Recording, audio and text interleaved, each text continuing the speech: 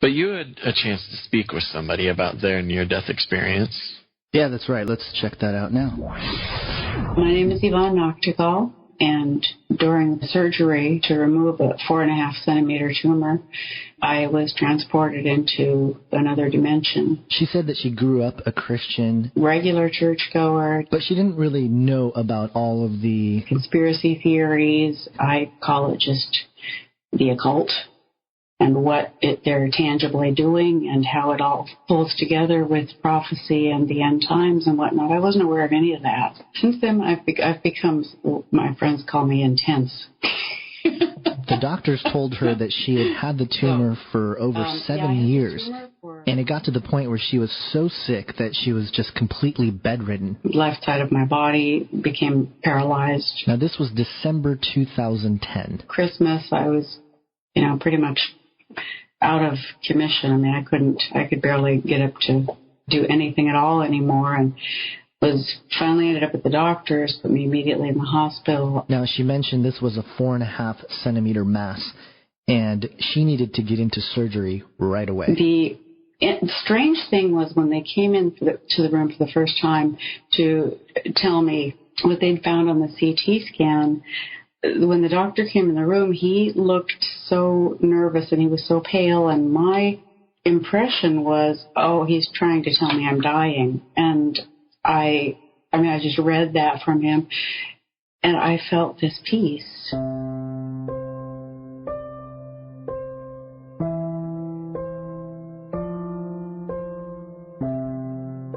That right then and there, that this peace was with me that I can't even put it into words.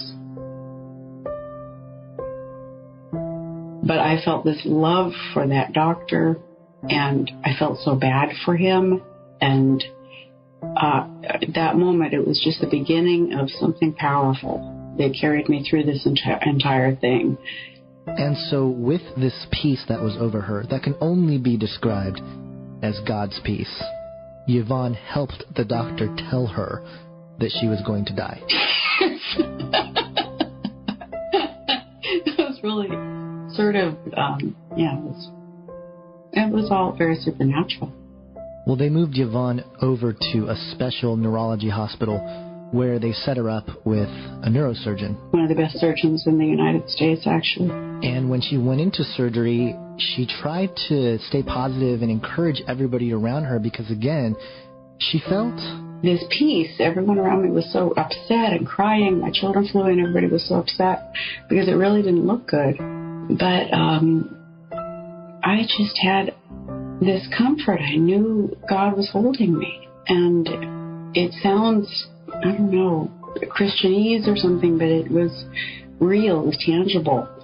And I had no fear. I had a brief moment of fear before the surgery, the morning of the surgery, where literally I believe the enemy came in and just tried to make me afraid. And I just recited scripture and sang praise songs, and it quieted down, and he was holding me again. And I knew whether I died or whether I lived, he had me, and it was fine. It was good. It was all good.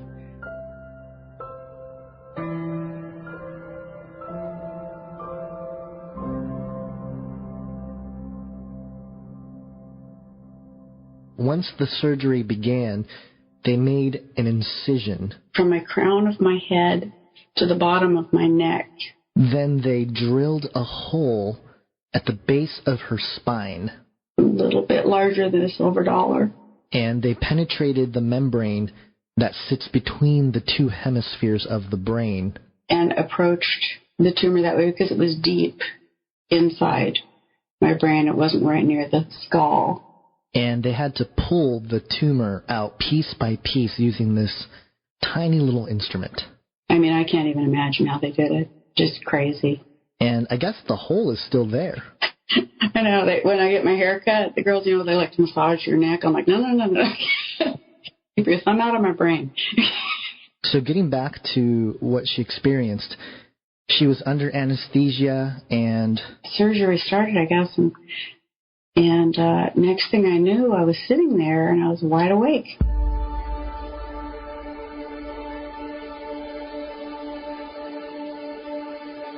And, it took me a second to sort of start getting my bearings. And I looked around me, and this was not a dream. This was very much, I was wide awake. My thoughts were very clear, and nothing was, how dreams, little things fade in and out, and you can't quite put it all together. This was very realistic. I was in a place that wasn't the hospital room, and there was this, first of all, the beautiful colors of gold and auburn and these beautiful colors. What is this? This was a massive wing. What I was looking at, these beautiful colors were this massive wing, I would guess, 50 feet long. It was huge. And it was holding me. And I started to sort of realize that what I was seeing, what I was experiencing, and I realized I didn't make it.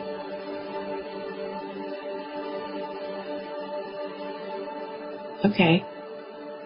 And there was love. There was peace. Like, it's beyond description.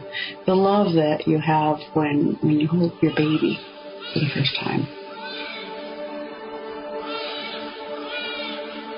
That love was directed at me. Just this immense rest and peace and love. And this unbelievable, I was so fascinated with this wing that was holding me, and I knew I was being held by an angel, and I realized that all this time that I'd been having that peace from the very beginning when the doctor walked in, he'd been holding me already then. He was already there, and now I was just, through the veil, seeing what was there, but I was unable to see it before. And I reached down to try to touch this because the wing was made of something that didn't exist in this world. It was real, it was solid, it wasn't just spirit, he had mass of some sort to him. And the best way that I can describe it sounds very much like all of the biblical descriptions of visions that prophets have seen of angels. But he was like gold, if gold were liquid and semi-transparent, or like a gemstone if it was perfectly pure.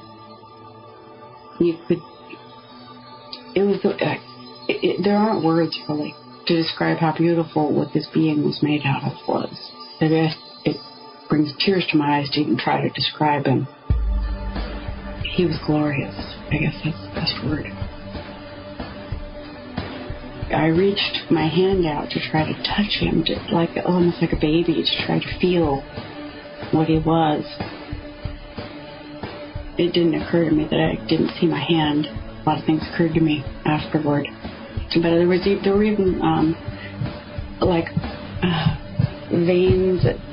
I don't know. I could see the tiniest structure of how he was made. I was able to see in a perfect way somehow. It was different than my eyes here were able to see. That was all very fascinating to me, how I could see so intently, and I was just in love with where I was. So this was good. He was carrying me somewhere. We were going somewhere, and I knew I was going to meet the Lord. I knew that I was going to see Jesus. I was so happy. I was so at peace. Thinking for a moment about my family, they're going to be sad. They're going to be heartbroken. But at the instant that I even thought about them, I knew, He had them. God had them. They were fine. He was going to take care of them. And so it was instantly no fear, no sorrow there. And then it hit me, and this was a powerful, extremely powerful thing, that I thought back on my family, and I thought back in this world, And everything that I'd ever done wrong had never happened. And that's real hard to describe, because there was some sense of an awareness of that I had done things wrong, of sin, but it had never happened. It wasn't just forgotten. It wasn't just under the blood. It had literally, in this realm, wherever I was, it wasn't there. You know, it wasn't allowed to go there. That was pretty mind-boggling. But you know, I wasn't mind-boggled at that point. It was just, it's more mind-boggling when I come back here and I try to, you know, think it through again. There, it simply was the way things were. It was just separated. That, wow, it never happened. And I turned my attention back to where I'd come from, the world. And this also stays with me a lot. This comes to me a lot. That the world was, I thought back on it, and I was like, that's all it was? It was just this brief little blink in time. It was this tiny little moment. It was not at all this, oh my goodness, you know how we are so concerned about all the things in this world and our worries and the things we strive for, the things we think are so important and struggle for and travail over. There, I just thought, oh my gosh, I had it all wrong. Most of everything there was complete vanity. It didn't matter. It was just this blip in time. None of that even mattered. And the only thing that mattered was that I knew Jesus Christ. It was all that mattered. And I didn't even think about it in those words at that point. It was more of a, oh, wow, I understand. You know, I saw that. And I looked at thinking of everyone in the world and how they were running around just in this artificial reality that wasn't reality at all. And here I was outside of it, and gosh, I would have loved to tell them, but you know, here I was. Just that, you know, none of it was real. The only thing that was real is the Lord. The only thing that was real is Jesus. And all my sins being having never happened, you know, I think I really experienced my salvation like I'd never understood it before.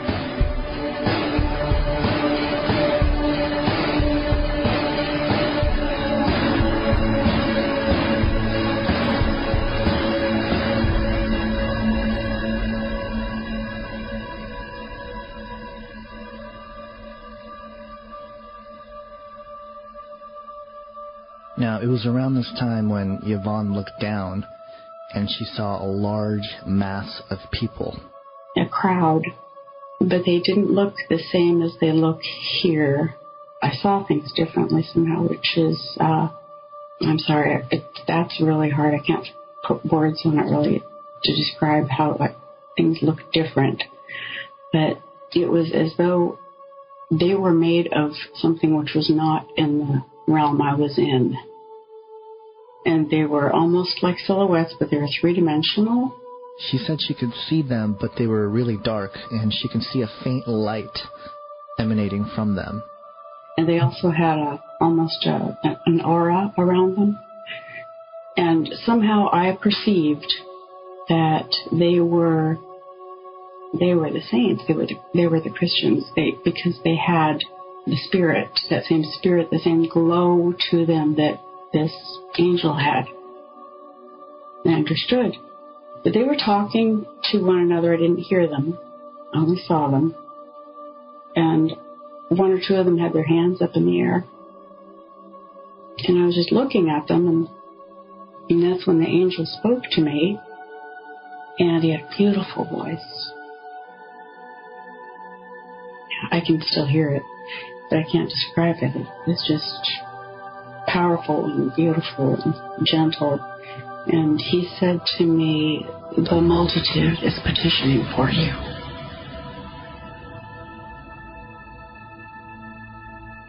Yeah. And it still makes me cry. And it touched me, just, really.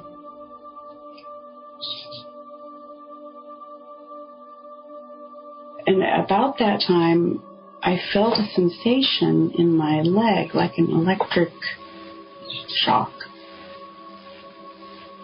And I thought, what? How can I feel anything in my leg, right? And I realized, they're working on me. They're still working on me. And I was aware they're trying to bring me back. All clear? And so I was a little bit in both dimensions at that point. It's so hard to explain some of this stuff. It sounds so... Sure. You're doing great. It's an amazing story.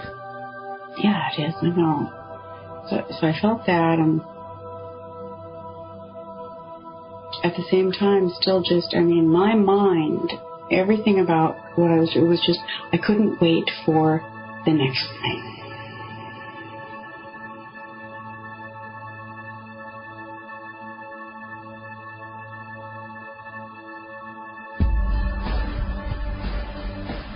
If I shared this story with people before, the things that a lot of times with people who've lost loved ones is to comfort them that, these children or those people that are in Christ, they're not sad. They know you're okay, and they're so excited about where they are. It's just like, this is the reward. This is the... after, if you're done with your work, you rest now. And it's joy, it's fulfillment, and you're just excited.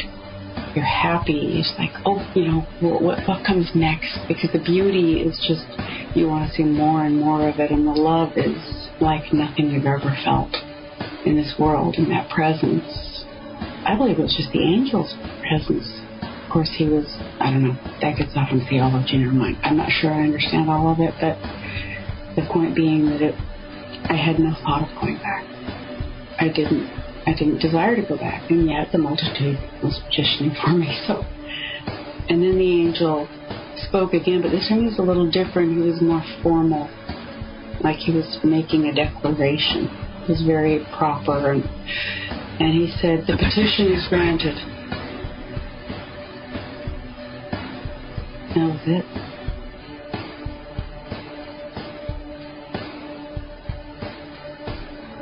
And the very next instant, bam, I heard hospital sounds. Wow. and at that point, were you back on the operating table, or were you waking up from No, I was in recovery. I was back there, and I heard the hospital sounds, and I remember I was squeezing my eyes shut, and I kept saying no. I kept saying, no, I was in heaven. No. I didn't want to come back. Let me go. I wanted to see what was next. I wanted to see the Lord. I wanted to see, I was ready. I was just ready to go. And, no, he keeps talking about being in heaven. And then, I'm in Nashville here, and the wonder is she took my hand, and I don't remember her face, but I'll never forget her words. She took my hand, and she came down close to my face, and she said, "Sweetie, you're at Skyline Medical Center in Nashville, Tennessee. Yeah, we're not letting you go to heaven today." It was just cute, just sweet, She was just, "Nope, sorry, you're not going." Well, how long of a period had passed from the beginning of the operation until that moment you woke up, and then how long did the actual experience feel like it was? I would say time-wise, it's impossible to say because there isn't time there. In that place, it doesn't make any sense, but it feels like the right thing to say, that even though everything, I just recounted it in an order, and it seemed like there was an order, there still wasn't time. It was all at once. It felt to me, the feeling-wise, experience-wise, it felt like it could have been maybe a half hour, an hour, and it could have been a couple minutes. I don't know. And back here on Earth, how long? And as far as here, I spoke with a surgeon. Oh, this is important, right? It turned out that when they were removing the tumor, there was part of it which was wrapped around a main artery in my brain. That's where the problem was. And as they tried to get the pieces that were tangled up in the artery there, that's when they started to have problems with my vital signs, and they had to back out and try and get me back at that point. So that was where it happened. And the surgeon, when I asked him if they ever really lost me, he said, as far as he went was that they had some problems with my vital signs. That's as far as he went. Now, she said that her husband and family who were in the waiting room, they were in there for about 5.5 hours, and they can watch her through a video monitor. But she said that at one point, the nurse sitting there turned the video so that they wouldn't see it. And she was real quiet. And it was strange because up until that point, the nurse was giving her husband a blow-by-blow of what was going on in the operating room. But all of a sudden, she just stopped. My husband finally asked, is everything all right? And she just, it's fine, it's fine, it's fine. Yeah, so there was something there that, I don't know. She asked a couple more times what exactly happened, but they wouldn't tell her. And she said unless she demanded that they tell her, they weren't going to let her know anyway. But, Yvonne said that it doesn't matter because I know where I went. I know where I was. So what's the takeaway here? What's your message to the people? I think there are 3 things that are the most important.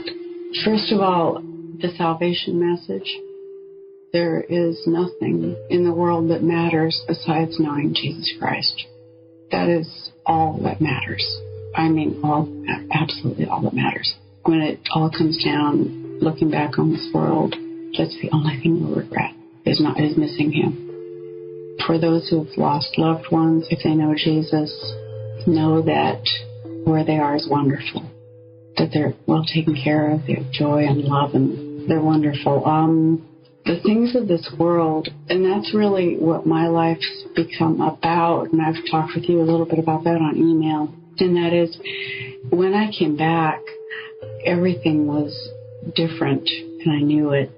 I'd had the experience of realizing the vanity of things, and when I came to, of course, I was in a hospital bed for days, and then I was in bed at home for days. It was roughly a year of recovery. And as I looked outside, I was different. I knew I was different. I was keenly aware of the creation was corrupted, and I was different.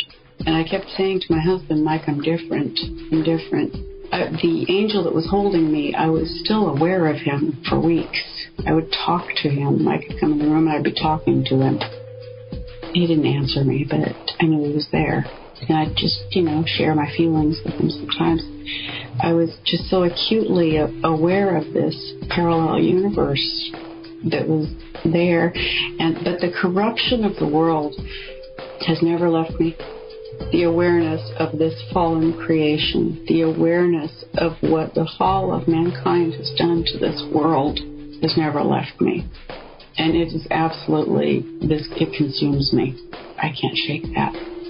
A few weeks later, when she was able to walk again, she walked outside for the first time. And I looked up and I asked my husband, I said, what are they spraying in the skies? What are they spraying? What are they doing? And he said, condensation trails. And of course, I started to investigate that, and that was only the beginning, obviously, of digging into what's really taking place in the world right now on all these multiple levels, and really being about, Satan and those that follow him, and bringing about their grand scheme and the horrible things they're doing to everyone. All of that. And I see it now, Gonz. I see it like I can't. I see people, they're slaves. And I understand Romans chapter 6-8 like never before, that when a man is dead, he's free from sin.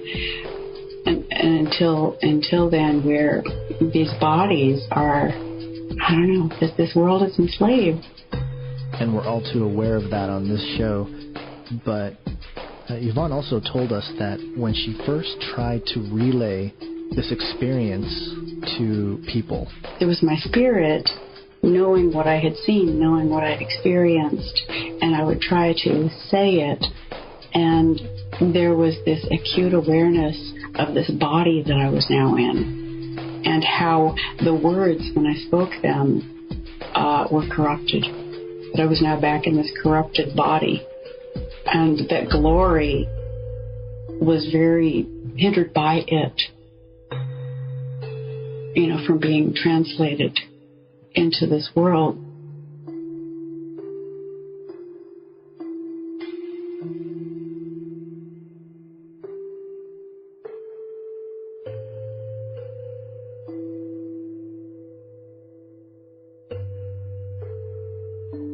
Thank you, Yvonne, for letting us share your story, and thanks for listening to Canary Cry Radio.